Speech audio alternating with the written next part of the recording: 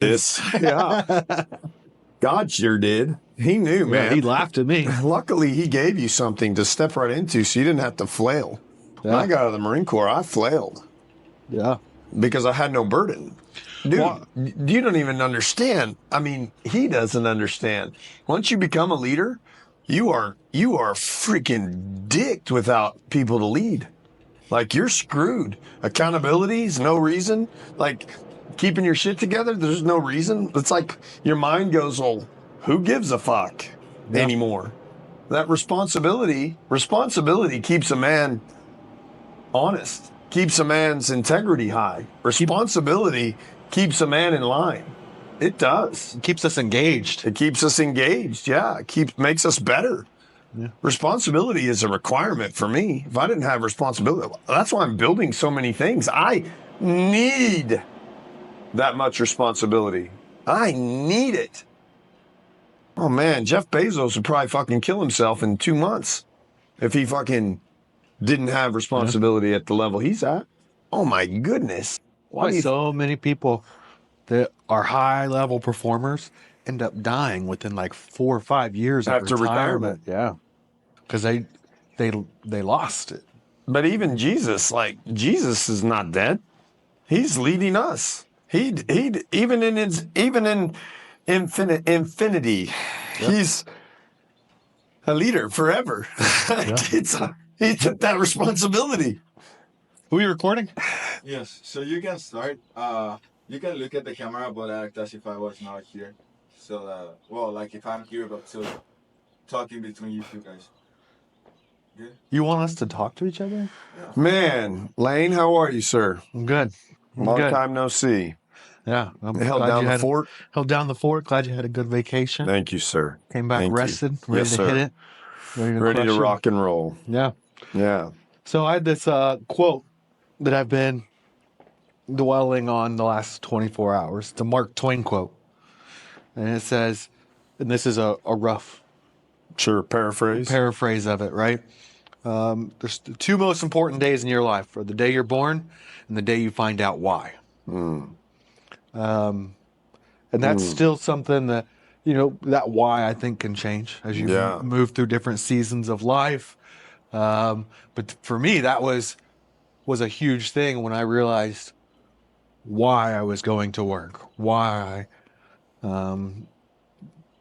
paycheck was part of it, but that's not the job satisfaction. Right. That's not the it wasn't the lifeblood. Yeah. Yeah.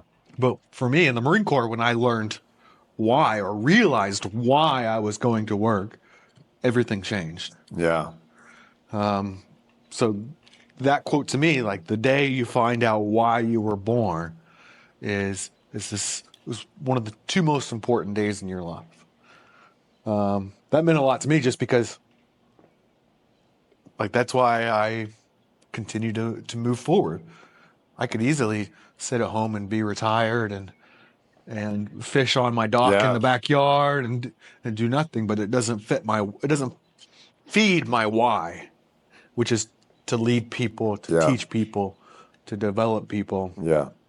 With the goal of leaving a better community, a better world, a better society for my children to take over when I'm gone. Yeah. So that's it, man. Like, but unpacking that, right? I mean, our whys very similar, thankfully, and that's why we aligned. Yeah. I don't know. I'm not a movie buff, but I have my favorites, and I'm just gonna. So I grew up in fighter jet family. Like my uncle was a Blue Angel pilot. My grandfather was in aviation. My other grandfather was in aviation. My father was in aviation. Everyone in my family was in aviation. And when did Top Gun 1 come out? Like 1987 or something like that? Something like that. And my uncle became a Blue Angel pilot in 1989. And, my dad worked on the flight line. Like jet noise, was a part of life, and my dad had, before, I'm just going to tell a little backstory because it leads to my why. Before I had an experience of any of that. I remember looking at the stickers on the back of my dad's truck that my uncle flew an A6 Intruder before the FA-18 came out. It was pre, like the F-14 Tomcat and the F-15 were out, but it was pre FA-18. He flew the A6 Intruder, and my dad had a sticker on the back of his truck. There was a picture of an A6 Intruder, and it said "Jet noise, get used to it." Yeah. And I mean, so like I'm on the swing set and at recess, and I'm, Top Gun comes out, and I'm at the time, what am I, like 6, 7? I probably was like 7 before I saw it, because we didn't go to the movies much. And I'm out on the swing set, like on these 20-foot swing sets, not these little sissy ones, these pipe rail ones. Yeah. And we're pretending we're freaking Maverick and Goose and Iceman, me and my friends. And so from a very young age, the movie Top Gun was really cool to me. And of course, Tom Cruise was the stud, and Iceman had it together, but Tom Cruise was cooler to me. Yeah. Iceman was a stud. Like, he was very precise. Huh? He's the sidekick. Yeah, but he was very precise and very strategic and very by the book. And but Maverick was the man. And so I spent years of my life being quite that, truly. And I never fit the mold. I never wanted to fit the mold. The mold was boring. The mold was lifeless. The mold was bland. It just turned me off. And then when I joined, I'm going to back up a little bit more, and I'm not going to make this a whole story hour, but from a young age, I was thrown into, my dad required me to go into Boy Scouts. Thank God, because I look back now, and it was a great experience, but I hated it at the time. For whatever reason, everybody wanted to make fun of me in my uniform, and I was like insecure about showing, being in my uniform in public and all this stuff, even at a young age of like 12. And, but I somehow freaking always got elected to be like the damn scout leaders, I was always whatever it was, it wasn't platoon sergeant and stuff. It was like patrol leader. Yeah. I was elected to be the patrol leader, and then I was elected to be the senior patrol leader. And I always found myself isolated in leadership roles, and I never had any friends in Boy Scouts because I had to be the freaking leader. And it sucked so freaking bad, sleeping in my own campsite, all this trash. But I can't play. Yeah, like I would go around and eat dinner, and they were all having a good time playing games, and I'm the guy that didn't want in their campsites. Yeah. And so here he goes. It sucked so bad, but it's just the way it was. And so it was very natural in the Marine Corps to fall into leadership roles. It was super. Like, it was the only place for me to be. I was so used to being alone, so used to being excluded, that it was the only place for me to be. And so, I ended up getting a meritorious promotion out of MCT, which is, you were an infantryman. Yeah. Right out the gate. Yeah, so I would ITB. And so you're cooler than me. But I wasn't as cool as you, Lane. And so I went to MCT. Okay. But I ended up getting a meritorious promotion to Lance Corporal in MCT out of like 450 Marines. Big deal. It was a huge deal, to get selected out of 450 Marines for a meritorious promotion after a 2-month or month and a half, deal. And time goes by, and I'm getting back to the movie. And a couple of years ago, Top Gun Maverick came out, right? And all the while, along the way, I just could never break free of leadership responsibility. It was always just placed on me. It wasn't like I don't know that I was looking for it, but maybe subconsciously, that's where I would end up, because I was so used to it that I'd see discrepancies and I'd see inefficiencies and I'd see failures. And I was like, I was always the guy, and I swear, bro, this is me. Like, I never was like jumping in like, oh, I'll fucking lead the crew. No, it was like, I'm sitting there. This is the real shit. I'm sitting there, and I'm looking at all the failure, looking at all the inefficiency, looking at all the bullshit leadership that was happening. And I'm like, fuck, who's going to do something about this? Yeah. And I'm literally watching like this gaggle fuck. Excuse my language. Gosh, I told you guys I was going to quit cussing so much, but that's what we call it in the Marine Corps. It's a gaggle fuck. It's a term. It's not a cuss word. It's a definable term. Thank you. So it was an extreme gaggle fuck. Everywhere I looked was a gaggle fuck. And I'm like, I would sit back and hope somebody else would do something about it. I swear. And I'm like waiting. No action, no action, no action.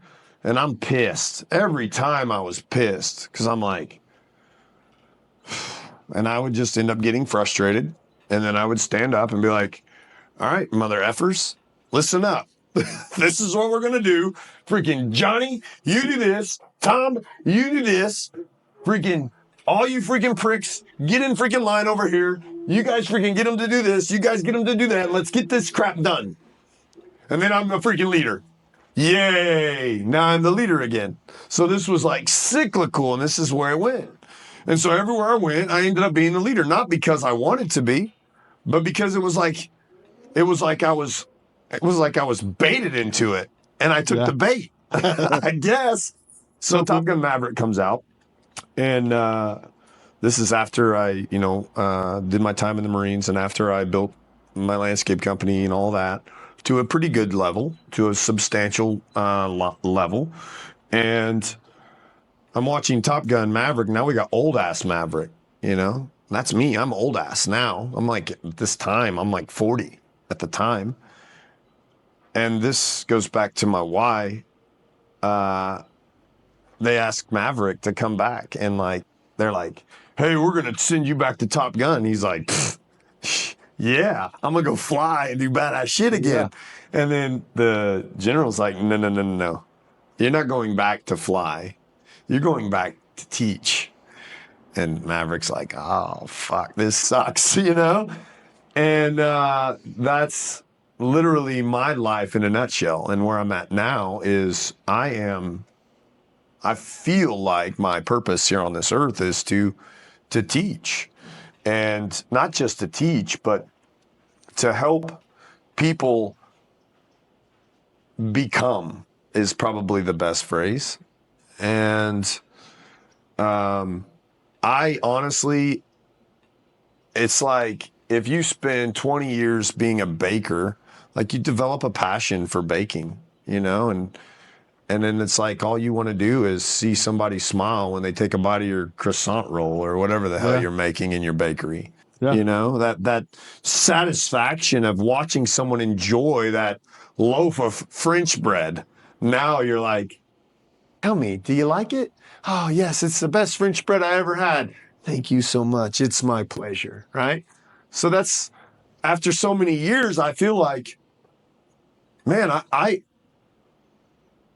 overjoyed with watching someone succeed.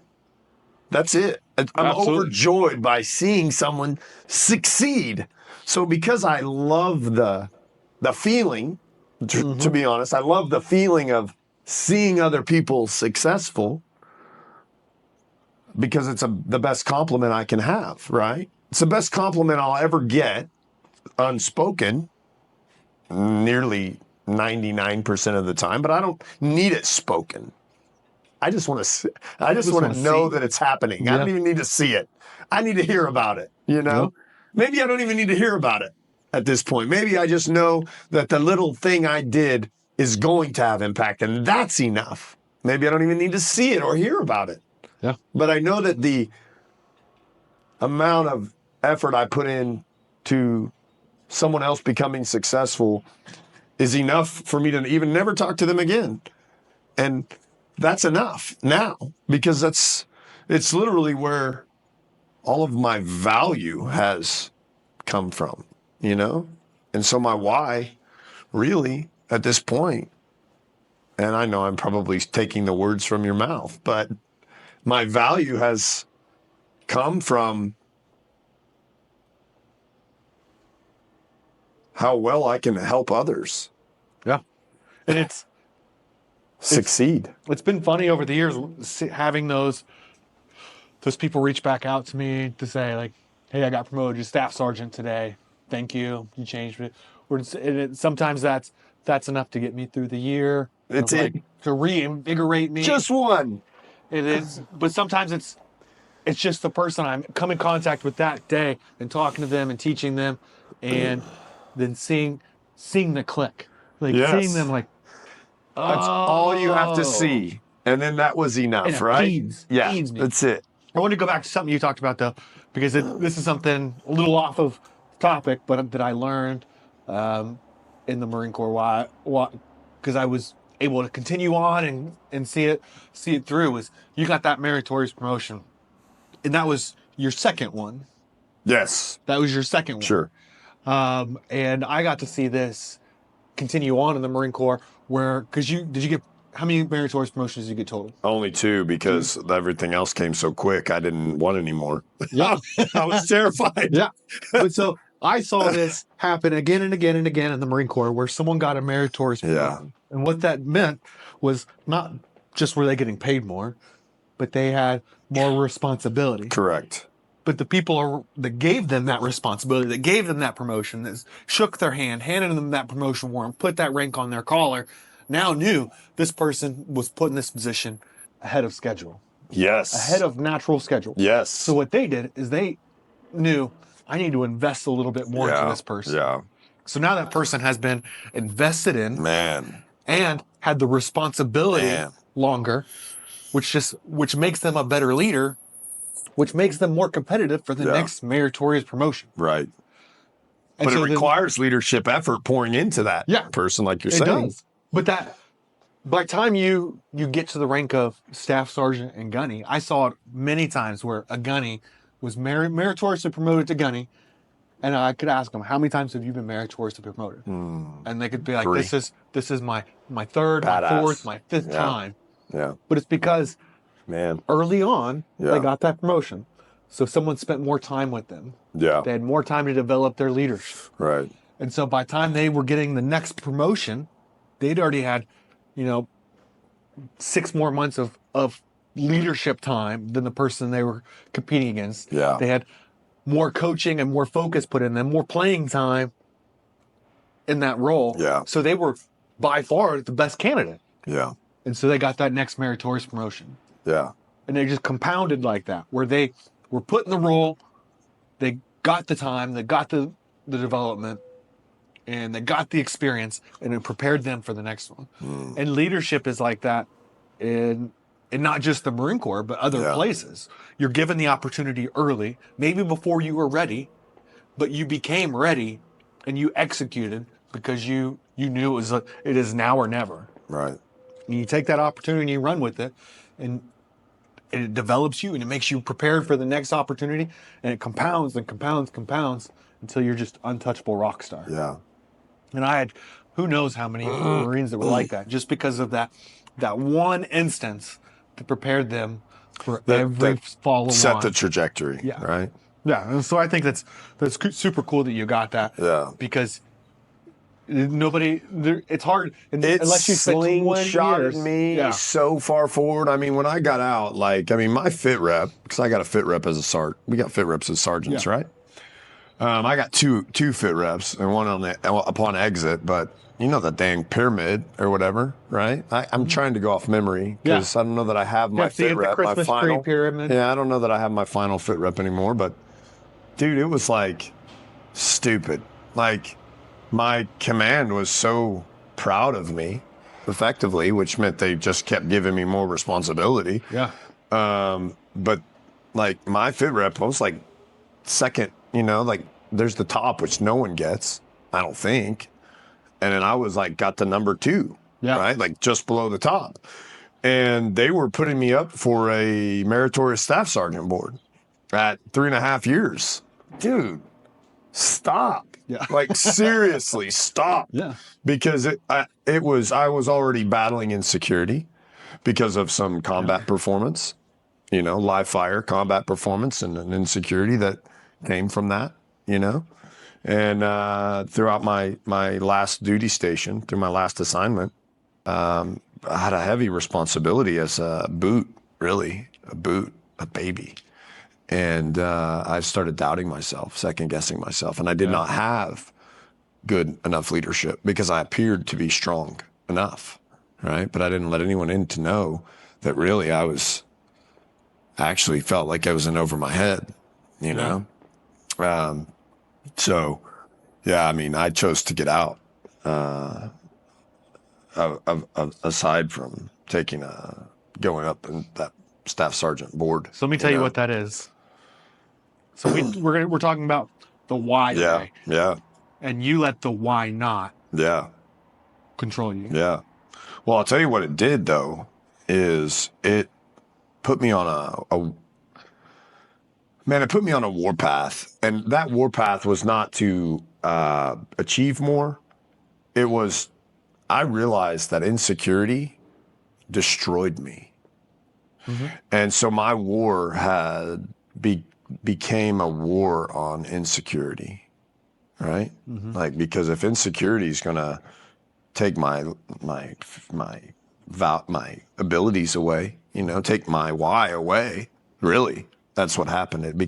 Insecurity became my why not, and therefore keeping me from my why. Yeah. Right. And my why is what I needed. I needed to see people enjoying that bread, And so I've made battling insecurity my number one, because I realized that as long as I have insecurity, I am incapable of doing what I was created. My belief is that I was created for this, because there's some things you can't make up in your life. You can't put yourself in certain situations. Sometimes God puts you there, and he developed you to be something, right? Yeah. My belief, because there's certain things I could not avoid. And I tried to change paths and pop right back in, And so I learned that if I was going to operate in my why, I had to go to war against what you're calling the why nots. Yeah. Which to me are insecurities. Yeah. And it's that fear, and people do that. They have a bump in the road in their life, and so they say, I'm never going to let this happen again. And they let that be their guiding factor. Yeah. But the problem with having a why not instead of a why is a why leads you towards something. A why not pushes you away from something. Doesn't guide you to where you're going. I could say, I'm never going to, I got in a car accident on a 8-lane highway, so I'm never going to get on that highway again. Right. That doesn't guide me to where I'm going. Right. It just keeps me away from something. Right. But if your why is, I am going to ensure that driving is going to be safer on highways. Yeah. And I take action to align with my why to lower the speed limit on those highways, to enact new legislation. Yeah. And I'm using that guiding why. Yeah. It still is moving me away from the why not. Yeah. But it's with direction. Right. So when you let fear be your why not do this, or I'm never going to let that happen again, right. I'm not going to do that, make that mistake again, then it's still not aiming you in a direction. It's just excluding one portion of the pie. Does that make sense? Yeah. So because we have compasses, right? 360 degrees. Right. Those why nots are 1 degree. Right. That still means you have 359 degrees you could be going, and you don't know which way is the right way. Right. The why is when you pick That's up the true why. North, right? That is that true north. That 1 degree that I am headed on this direction. Yes. And I can veer on and off and find my way back. Yeah. But when you have a why not and you have 359 degrees of error, you're never going to get where you want to go. Yeah. So I might ask, like, I don't really know. If someone were to ask me, how do you know or determine your why? I couldn't answer that. I don't know that I've ever thought about it. Yeah. Because I hate to say it like this, but I'm going to tell you the God honest truth. People say, I don't know, people may say we all have free will, and we do have free will to it. Yes, we do.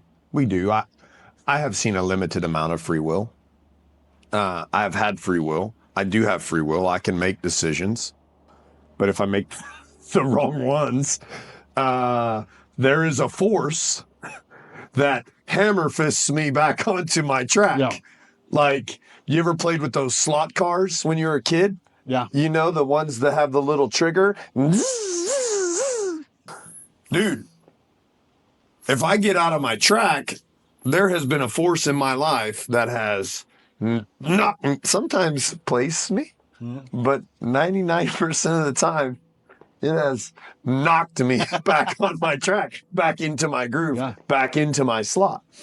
And so for me, I have a belief that the why is assigned.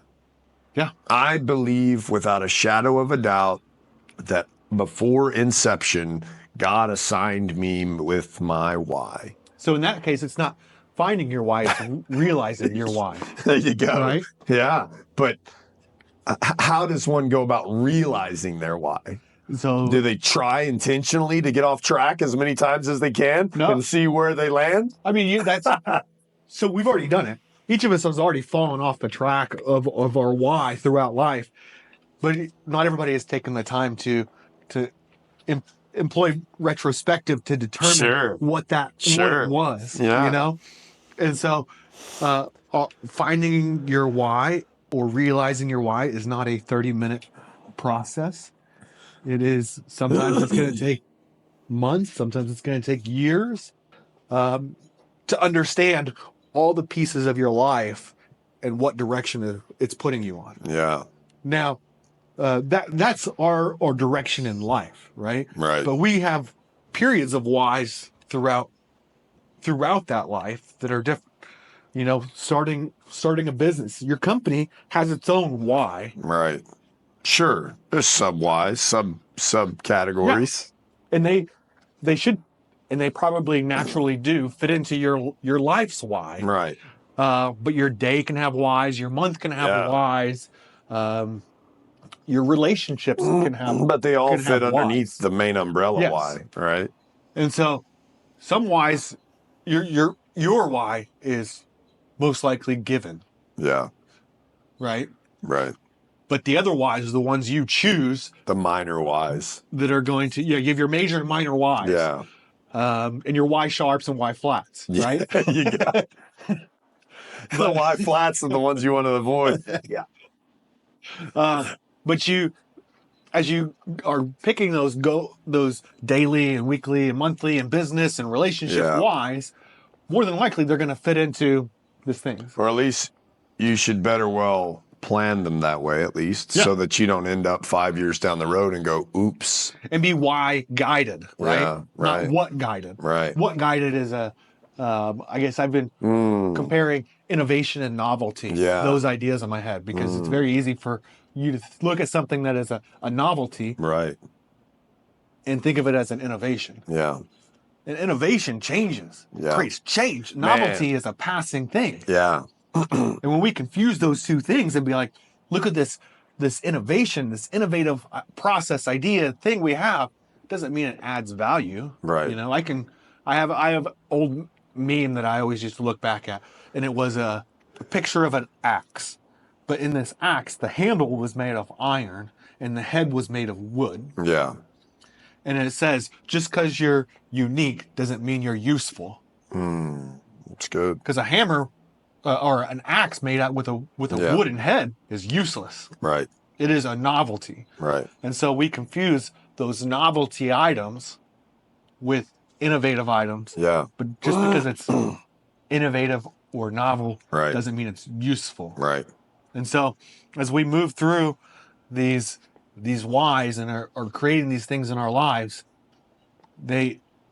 if we are why focused and why first, like you have a sauce forward dish where the sauce sticks out at you, you should have a why forward business. Because a what business is a novel idea. Yeah. Here's what I do, that's why you should do it. If you say we are a why forward business, we are here to create change in the community, in the environment. Right. So it's very interesting. I love where you're going, you know, and I have a lot of what's in my life right now, but they all are directed to my why. Yeah. And I sent you guys a text message yesterday, actually, You guys know the what's that I'm doing, right? And I'll refrain from elaborating, but they're all why related, you know? Yeah. And sometimes you have to earn income. Not sometimes. If you want to make impact, you have to have resources. You have to be able to feed people. And it takes money. It takes resources. Whether it's a cashless society or whatever, it takes resources to feed people. It takes resources to clothe people. It takes resources to make things happen. Mm-hmm. And so a lot of my what's right now are they're income generators. But within them, there's also the why, because they can't just be, or I wouldn't have the passion to do them. So, but I would challenge that they're not what's. Well, they're not what forward companies, because you said they're there to generate income. Well, they all are tied to my why. Yeah. So the what's are tied to my why. So those are inherently why. They're all minor whys. Yeah. And we align in our major why. And you know, aside from having a daughter. And you have 2 daughters. 2 daughters and a son, yeah. And a son. To me, a son should be capable of standing on his own. To me, I wouldn't want to see my daughter become that version of a woman. Not because, don't misunderstand, this isn't some sexist belief. Mm-hmm. I see what being hard does to people. I see what the danger is, because I see them, some people become hard and cold and calloused and bitter and detached. Some people can have the ability to become hard and then come right back to soft, which we've talked about in previous podcasts. But I believe that a woman is a better nurturer than a man. Not totally. I can nurture just as I can nurture. I can't do it as well as my wife. I don't have this is just my observation. I don't have the characteristics. I don't have, well, it's PG or, I don't have PG. Breasts, right? Yeah. I can't nurture an infant. Like, I'm already disadvantaged there, right? I want to ensure that there is qualified leadership that does not take advantage or exploit those that are not as tough as them. Yeah. Because to me, the tougher a man, the stronger a man, the more he should use that strength and toughness to protect those who are not. That's my belief. If the intention of becoming strong, if the intention of becoming tough and hard is to simply conquer and take a throne, so-called, I believe that is what has gotten the world into its current predicament. And I do not believe that is the way. I believe that creates a world where we all have to keep our guard up everywhere we go, because everyone is. Sorry to interrupt. No, you're Can you fine. do me a favor and put your coffee cup in the dishwasher? 100%. I'll do better. I'll wash it and put it over here. However you want to do it. Thank you. Thank you. Bye.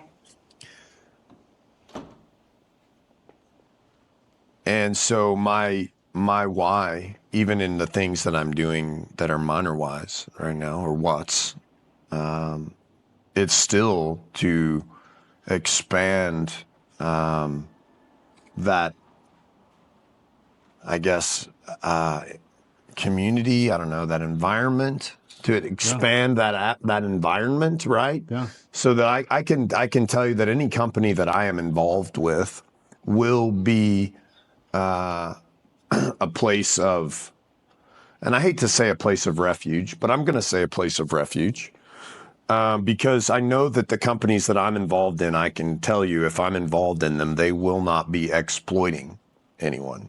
Mm-hmm. There will be no exploitation of a weaker person. Why? That's good. Why? I don't know. Why does it matter to me? Why does that matter to you?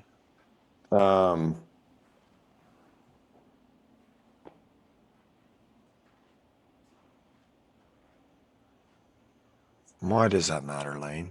I don't know. It's right. It's what God and Jesus has taught us. And also, like, you can look at the Yeah, but even then, like, there's a truth to it that's bigger than that, right? Yeah. There's a reason God is God, and there's a right and there's a wrong, and it isn't because he said so. It is right or wrong. Yeah. So why is it wrong to exploit? Why is it wrong to take advantage of? That's what I'd rather identify. So I have lived with a lot of periods of my life where I was not comfortable. You know, uncomfortable with being inside myself, with decisions I've made, with actions I've taken. And it's miserable, right? Knowing, like, being inside my own head about, like, you know, why did I buy that? Why did I do that? Why did I talk to that person that way? And I never want to be in that position, right? Yeah, you don't ever want to be a contributor to that. And I don't ever want to be a contributor. Yeah. Because the last thing you want to do in any business, in my opinion, is walk away saying, like, I made that sale, and leaving that person saying, what did I just buy? Right. You know? Yeah, but why? Have you been taken advantage of in your life? Yeah. Have you felt the pain of the opposite end of the spectrum? Yeah. I've made large purchases that, looking back, was like, Yeah. I got sold. Yeah. You know? Have you been manipulated or abused or exploited?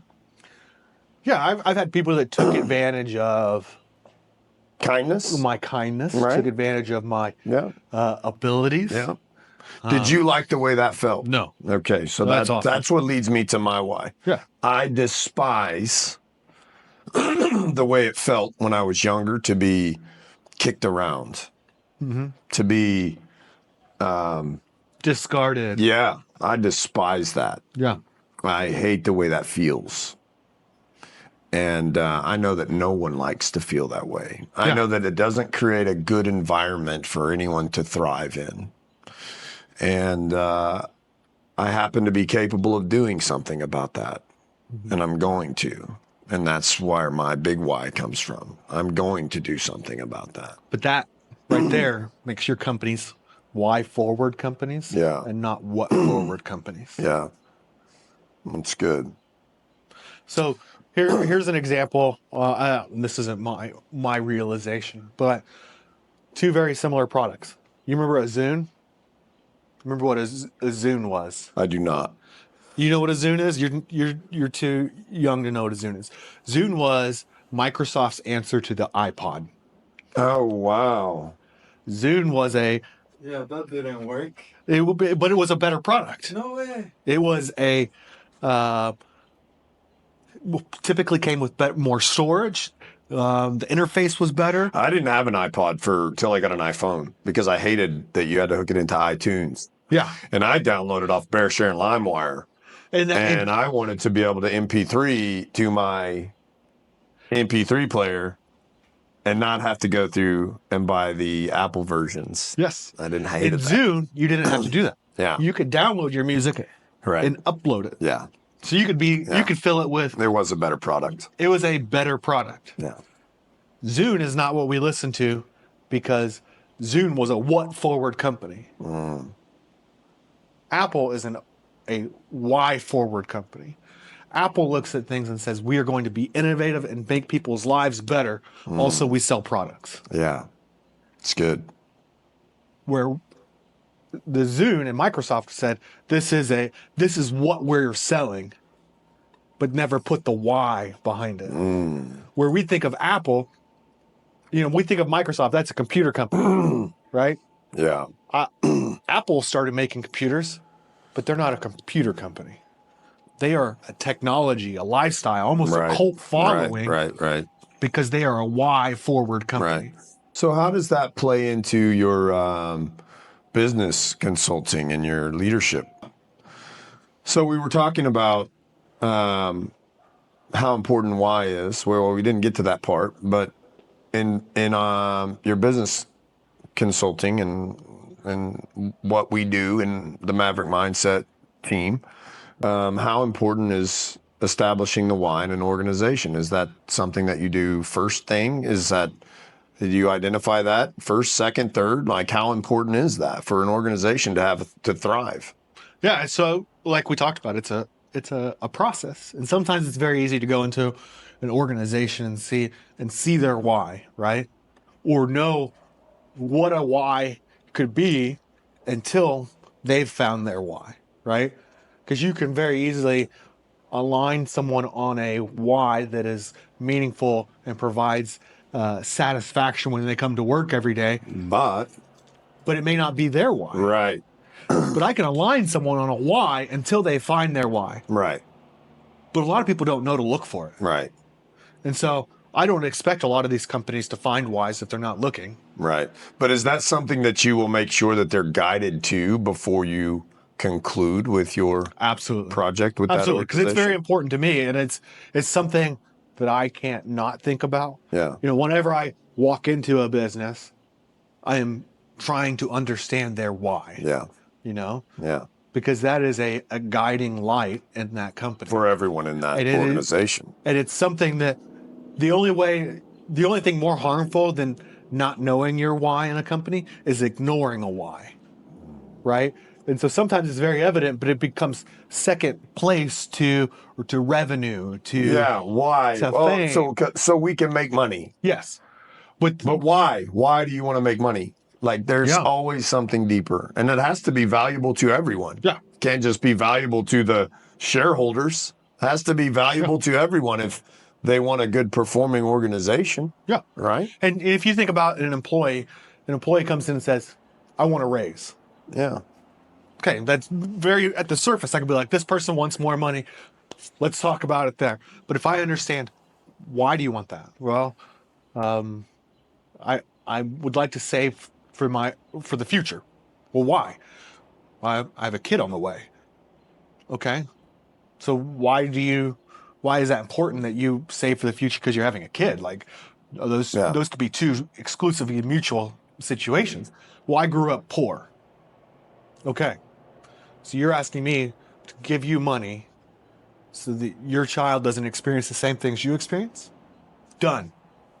Now that employee has a greater understanding of their why, more than just, let me get some more money. You mean the employer?